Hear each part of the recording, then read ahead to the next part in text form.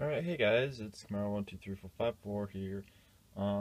This is going to be part 2 of Project Bright Lights. If you haven't seen the first part, look down in the description for a link, or there'll be a link on the video itself.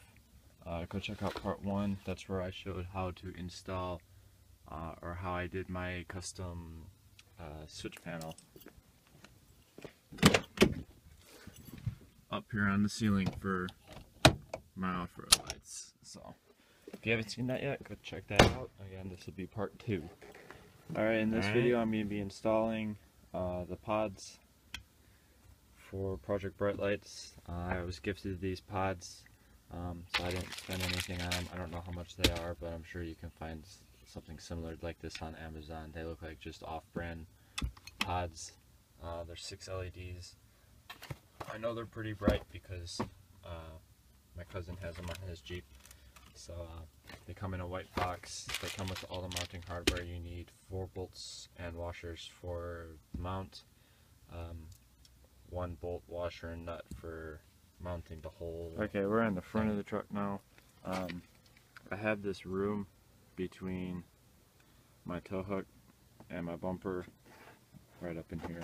This is plastic, but right underneath it there's metal.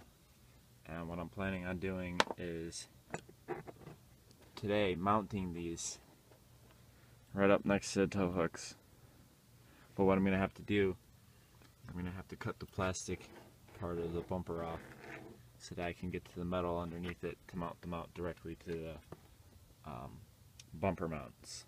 So I brought some tools, just basic tools. I got a drill, some wrenches, some sockets, a screwdriver, electrical tape.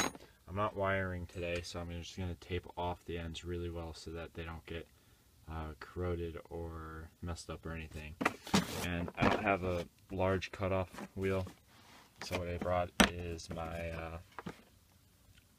rotary tool with lots of cutoff discs. So I'm going to be using those to get the hole cut out in the bumper, and maybe go take a few things off. Okay, so first things first, I took off my license plate. My state requires a front and rear license plate, so I took off the front license plate. Just so editing issues, I don't have to cover all of that up, and just it makes it a little bit easier.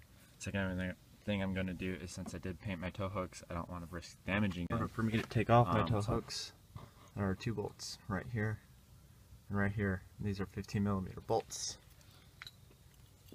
I got a socket. I'm just gonna wrench them off, and the tow hook just comes right off. You can see where the bolts go through the tow hook.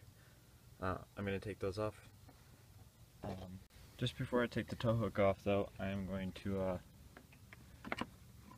lightly mock up where this light will go, like so. And I got a silver Sharpie that I'm gonna mark just very lightly where the sides of that mount go, or contact the plastic, just so I have a reference. Keep in mind it's gonna be a rough reference, but it'll still be a reference.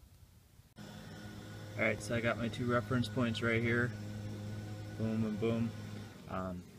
Those are just very lightly on there.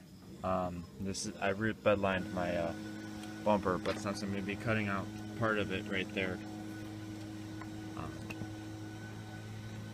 you can see how that mocks up,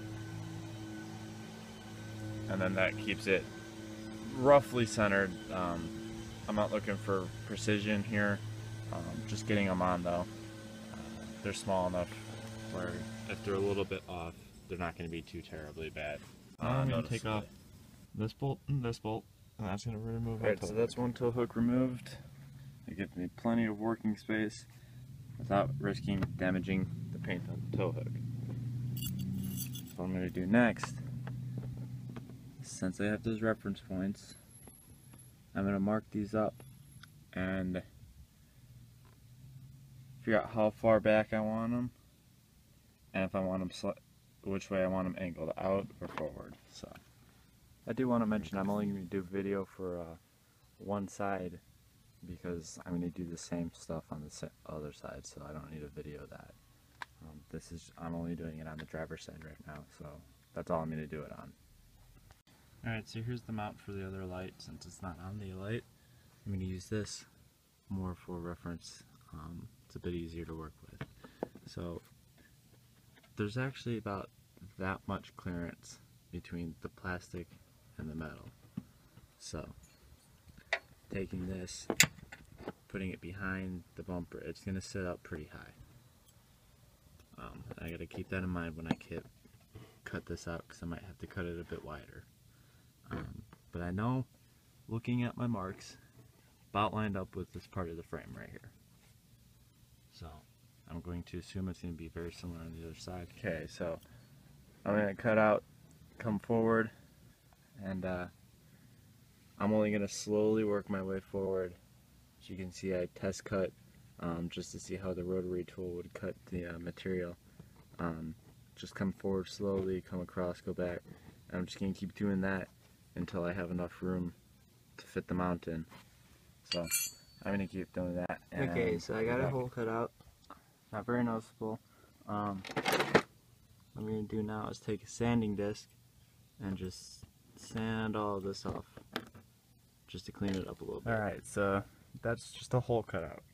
What I'm going to do next, I'm going to take this punch. It makes indents in steel and stuff so that you can drill. I'm going to line up the mount pretty much centered, punch a hole in the center of that, and drill a hole for the bolt. Here's my bolt, here's my drill bits. I'm just going to progressively go up in size, starting with the smaller size, probably about this, just to get a hole drilled, and then moving up from there. I punched the metal so the drill doesn't slip around. These mounts come with little tabs that are supposed to grab the head of a bolt, but the bolt that they sent with is too small to use those, so I brought a wrench and whatnot. But I will probably replace these bolts in the future with ones that are larger to fit the mount a bit better. So I'm going to drill these holes and we'll go from there. Alright, so I got my hole drilled right there. And the bolt fits in. Sorry, it's not focusing. But it's all drilled, the bolt fits in. The bolt's going to go up, and I'm going to have a lock washer and a nut on the inside. So what I'm going to do is I'm going to mount this one up, and then I'll do the other one. There we have it. Both pods are on. Nothing's wired up yet. That'll be in my last video, how I do all the wiring. As you can see, you still got clearance between the tow hooks and the light pods, so everything looks good. Everything's fit up nice and snug. Nothing's going anywhere. And thanks for watching. Stay tuned for part 3.